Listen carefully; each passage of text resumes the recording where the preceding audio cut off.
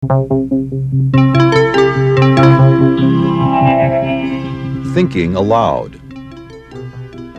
Conversations on the leading edge of knowledge and discovery with psychologist Jeffrey Mishlove.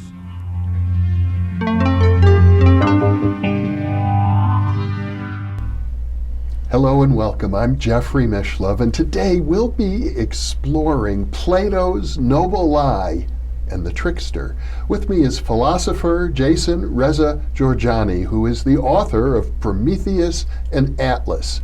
His other titles include World State of Emergency, Lovers of Sophia, and novel Folklore.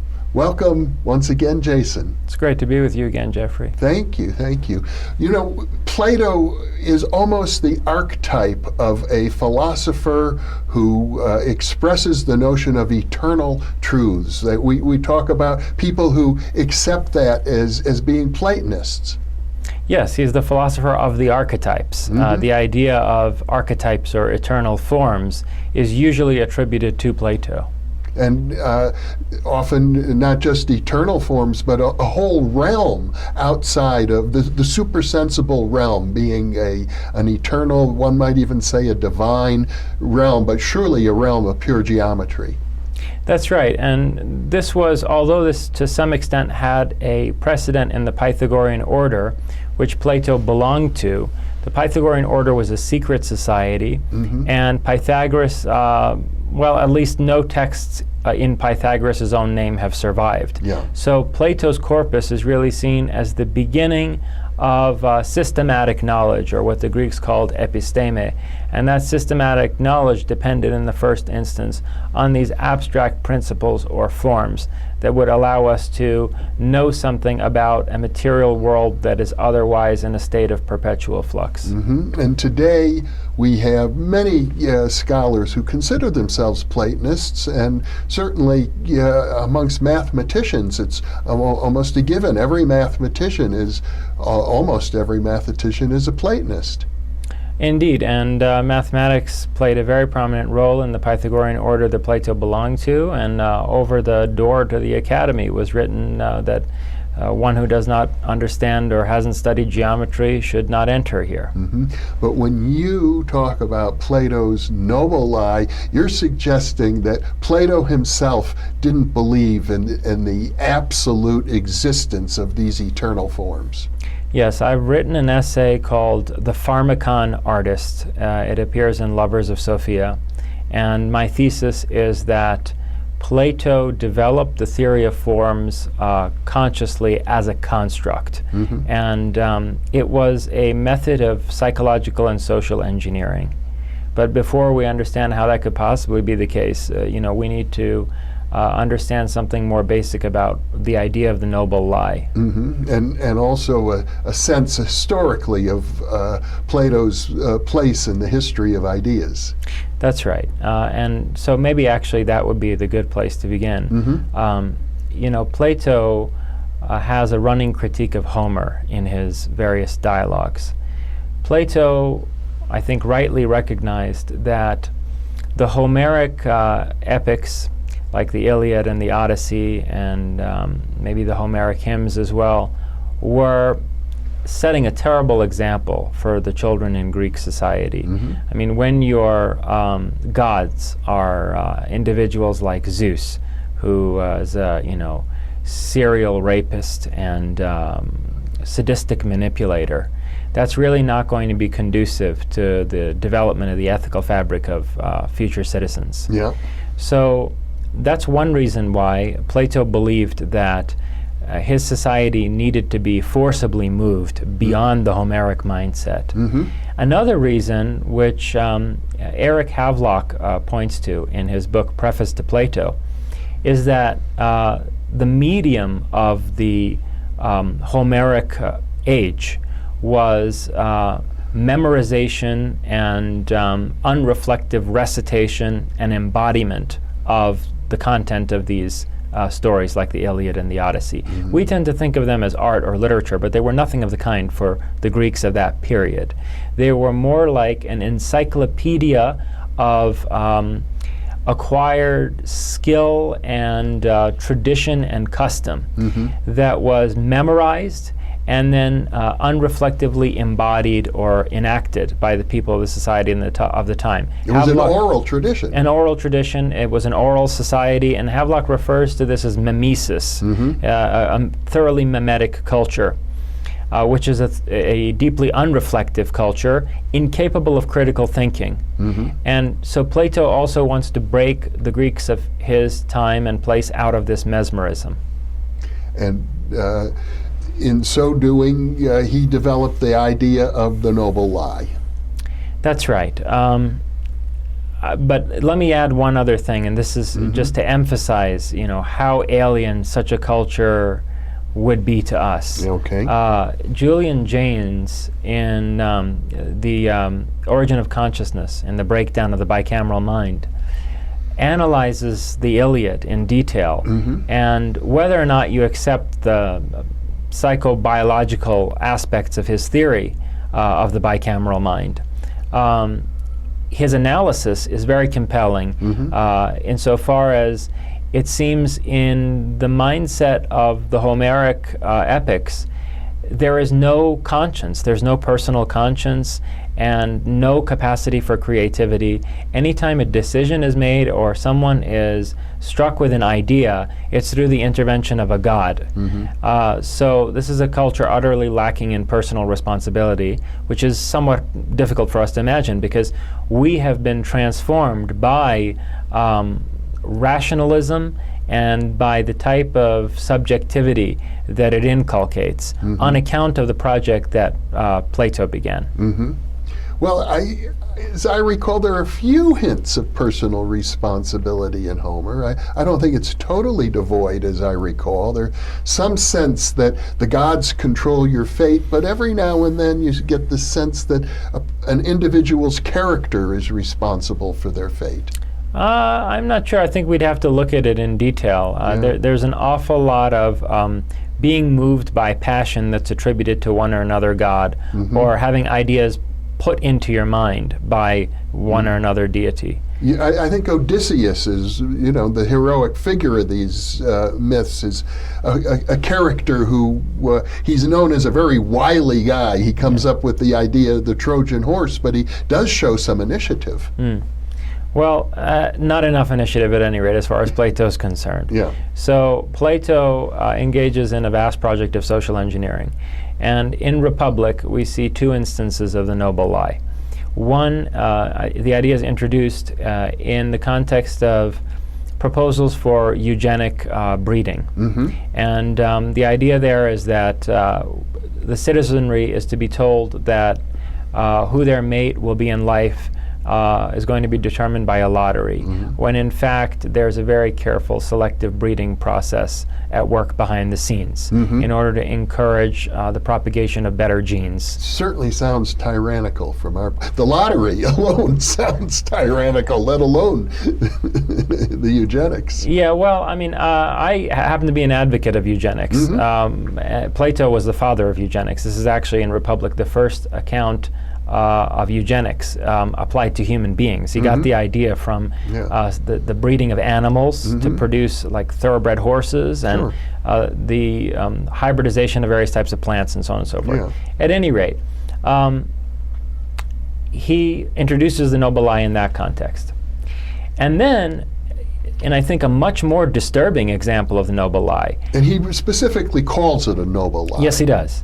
And a more disturbing example is when he suggests that the various Homeric myths ought to be rewritten in a way that's more conducive to the development of the ethical character of children, so that they'll make better citizens.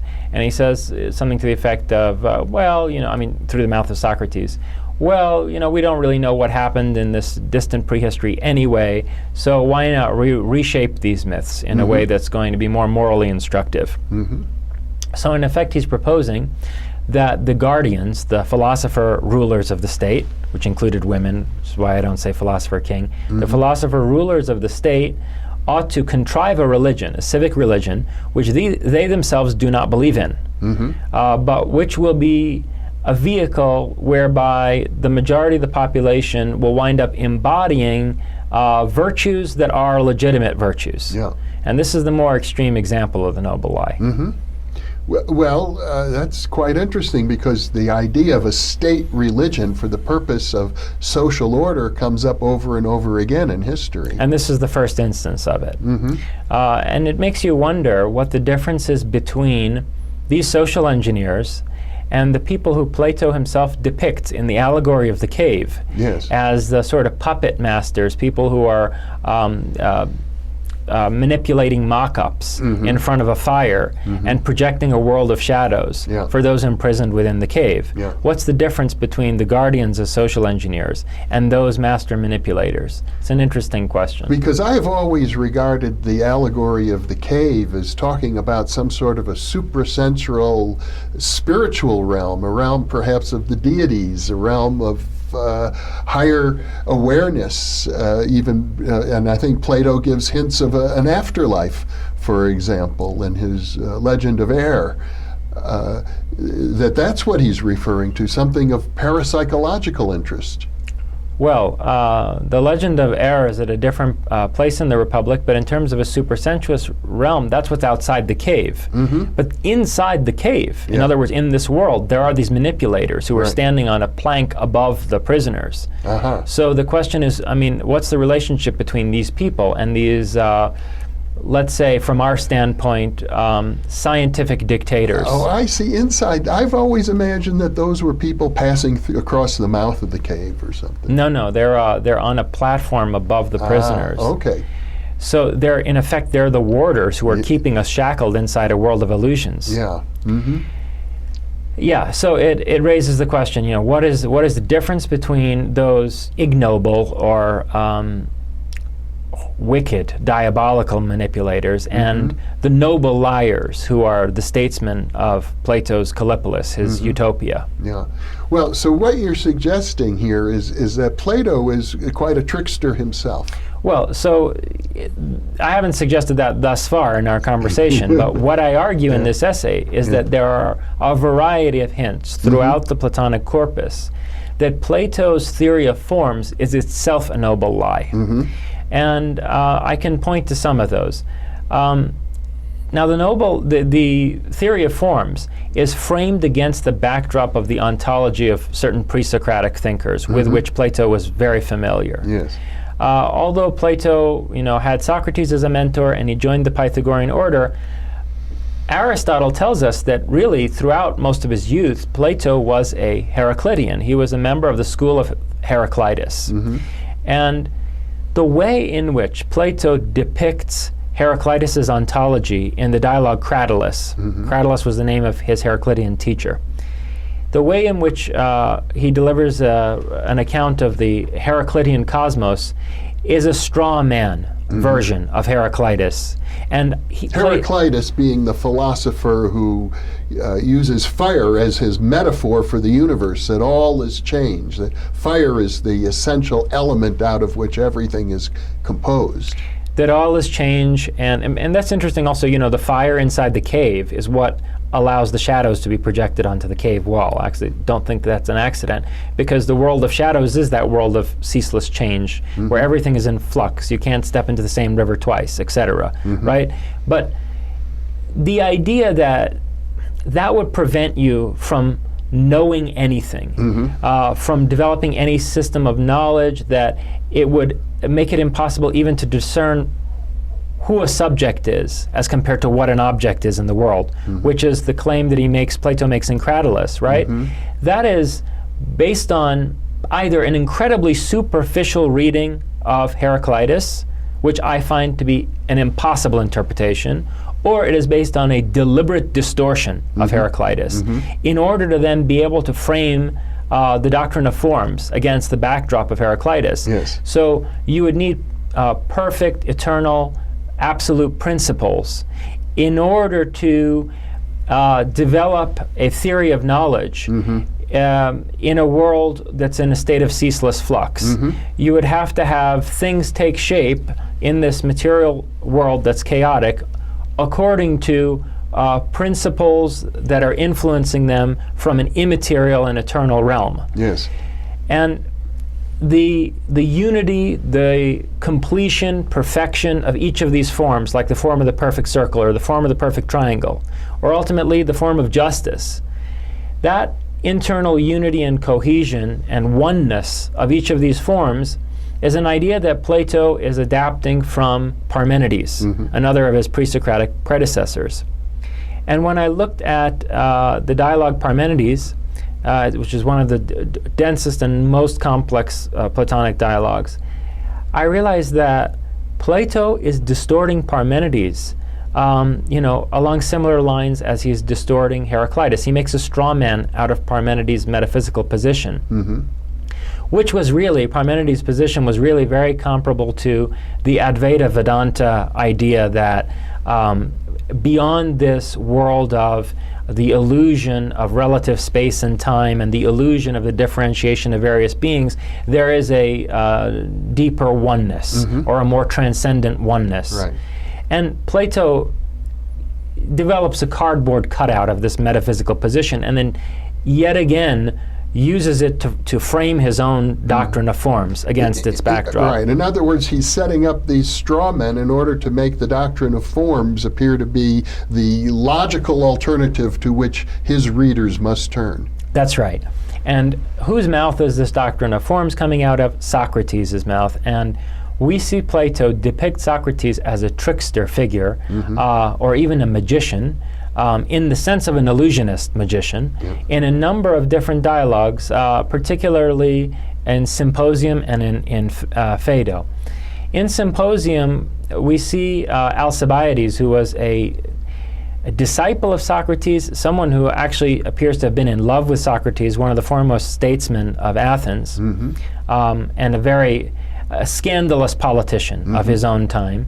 He accuses Socrates of being like a satyr or Silenus type figure, a joker basically, whose logical arguments that leave people in despair are actually theatrical in nature. He believes that Socrates is dealing in pharmacons. He calls Socrates a pharmacus, which is like a witch doctor. The pharmacon was developed using snake poison. It was a kind of antidote or medicine that is developed using snake poison. So it's both a poison and a cure. It's where we get the metaphor of a snake oil salesman. That's right. And so Socrates is a kind of snake oil salesman. And what he's selling is the theory of forms. You also see hints of this in Phaedo, where Socrates has his grieving disciples around him. They're in despair over the fact that they're about to see their teacher leave this world through one of the most tragic scenes in all of philosophy. Yeah, what makes Socrates a tragic figure and a martyr, right? And he tells them an account of the afterlife, about how every good and noble man will wind up being surrounded by his friends and those dear to him in a kind of pleasant heavenly world after death. And this is in profound conflict with other accounts of the afterlife that Plato gives us, including, for example, the myth of error that you mentioned earlier, which is an account of the afterlife very similar to the Bardo state in the Tibetan Book of the Dead, where you may pass through hellish realms on the way to your rebirth in this world. There's no mention of that in the soothing story about the afterlife that he tells to his disciples who are beside themselves in the Phaedo. And so I mentioned tragic figure, right? I mean, he's being martyred in this text. Deliberately so. Yes. He's offered the opportunity to escape, and he refuses it and drinks the hemlock. That's right.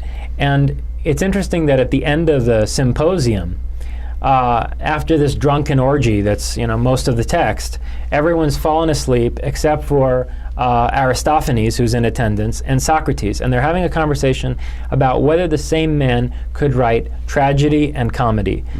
Plato aspired to be a tragedian in his youth, and I think what's really going on here is that Plato is suggesting that he's developed a new art form, which is both tragic and comedic. And so Socrates is both this tragic martyr and hero of the dawn of critical thought and higher intellectual aspiration, but he is a comedic figure as well. He is exactly what Alcibiades depicts him as in the Symposium. And so, in other words, he wishes to martyr himself, and in order to appease his grieving disciples, he makes up a fairy tale about the afterlife where he'll be reunited with friends and lovers, and so that they'll be consoled. Yeah, and it's tragic, but it's also like comedic in a black humor kind of sense. Except to say this, there's a lot of work in recent years about deathbed visions, and surely the ancient Greeks were aware of this as well, that people often describe at the moment of their death other loved ones who have preceded them, even if they didn't know they had died, being there on the other side to greet them. So there's some veridicality to that particular version. And I think Plato was working with that. He knew that very well. And having been part of the Pythagorean Order, they studied these kinds of esoteric or occult experiences. But it's not his own account of the soul's passage from death through to rebirth. Right. But it is what's going to console Socrates' disciples at that time. Yeah. And by the way, there's this note where he says, I believe Plato was ill. So Plato never refers to himself in his own dialogues, except on two accounts. One is at the Apology, because he wants to make a note that this account he's giving of Socrates' trial is the account of someone who was in attendance. And the other is in this death scene in the Phaedo. He says that so-and-so was there and so-and-so was there that day, and I believe Plato was ill. And in my essay, The Pharmacon Artist, I suggest that what he means is that Plato was nauseated. Plato is nauseated at the account that he's giving himself. It makes him sick to think of what was done to Socrates, but also, the fact that Socrates is forced to lie to his closest disciples at the 11th hour of his life, and after a whole life of training these people to think for themselves and to be intellectually courageous, this is what it comes to. Well, maybe that's not the lie. Maybe the lie is the eternal forms. That's right. That's right. And that's in fact, the deeper level of meaning there that I suggest in this essay. There's another hint in the same dialogue. At the end of his life, Socrates is versifying Aesop's fables. And his disciples are really dumbfounded by this, because the Socrates we've known through the dialogues has preached against poetry as a means whereby delusion is reinforced, right? And so, in defense of how he's chosen to spend his last days, Socrates says, when I was young, I got this vision or commandment from the god saying, make music, Socrates. And I had imagined that I was doing that. I was obeying the injunction of the god throughout my life, because, the muses are the goddesses of the arts, and philosophy is the highest of the arts.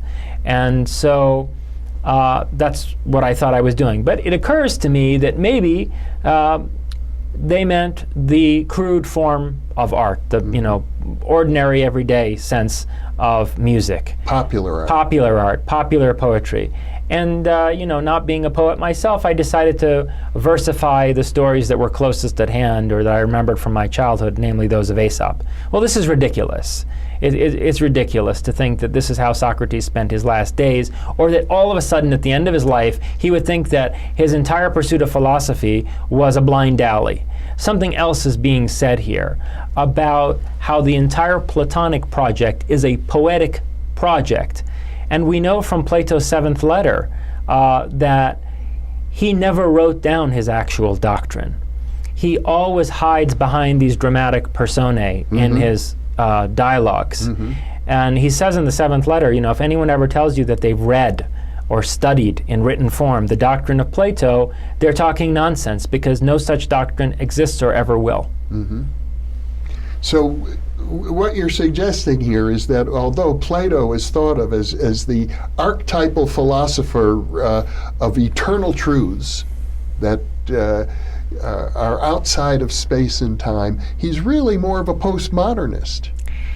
His doctrine is self-deconstructing, and it seems to have been intended to be self-deconstructing over the course of history, which is an incredibly diabolical idea. In effect, I'm arguing that Plato is a kind of joker, and that brings to mind the narrative that we're given in The Dark Knight, popular film, contemporary film that I think epitomizes the idea of the Platonic guardian. Batman is referred to in that film as the guardian of Gotham, and I've written another essay that also appears in Lovers of Sophia, Gotham Guardian, where I raise the question of how different Batman really is from the Joker, because when the Joker forces Bruce Wayne and Commissioner Gordon to lie to the population of Gotham, to make them believe that Harvey Dent was actually killed, that their White Knight, the district attorney who stood for putting the mob out of business and cleaning up Gotham, died as that White Knight and champion of justice. Because in actuality, as I recall the story, Harvey Dent becomes maimed and then seeks revenge, and he becomes a bitter villain. Yeah, he commits all these vengeance murders as Two-Face, a monster who the Joker has turned him into, to prove the point that if the people of Gotham were to see that hero of theirs, that White Knight, torn down, they would lose all hope. They would despair and become nihilists. This was the Joker's trying to accomplish, this act of deconstruction. And so by being forced to lie, Batman, who accepts responsibility for these crimes actually committed by Harvey Dent and allows the police to pursue him, Batman is himself becoming a liar and deceiver in order to act as the guardian of Gotham, in order to be the Dark Knight rather than the White Knight, in order to be the protector that Gotham needs. Well, in a less dramatic context, we see this all the time. For example, most high school students, when they learn elementary physics, are taught the solar system model of the atom, which is inconsistent with modern theoretical physics, but it's a way to give people a starting point. It's considered, good pedagogy. That's right, and if you apply that to a social scale, you might consider it paternalistic.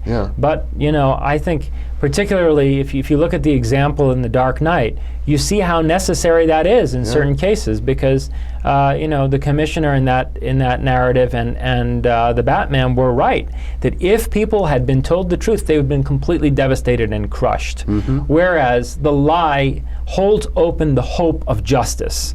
You see a similar example in shamanism. Shamans are well known as tricksters. They have a whole bag of illusions and magic tricks, but oftentimes, I think, as a parapsychologist, when a person is in a state of awe because they believe they've seen something miraculous, they enter into what we would call a psi-conducive state, which actually facilitates authentic healing. That's right, and shaman use masks, and they play with gender differentiation in their costumes and totemic symbols that they use in their ceremonies and so forth. And you see all of this also in the character of the Joker, who sort of has a mask engraved into his face and dresses up as a woman, repeatedly. And you also see it in the Batman. I mean, the Batman is a shamanic totem. He is a totemic figure. So, in other words, the bat image is one that strikes fear in the heart of people, but he's really the good guy. Yeah, he's a shapeshifter. He's a shamanic shapeshifter. And I would argue also a trickster. So the question is, again, as in the case of the guardians of the ideal state and the people manipulating the mock-ups inside the cave, what's the difference? What's the difference between Batman the noble liar and the Joker. Jason, Reza Jorjani, it's been yet again an enlightening conversation and an opportunity to demystify and deconstruct and take a whole new look at Plato, who is typically seen in a very different light. It's been a pleasure, Jeffrey. Thank you for the opportunity. Thank you for being with me, Jason. And thank you for being with us. Thank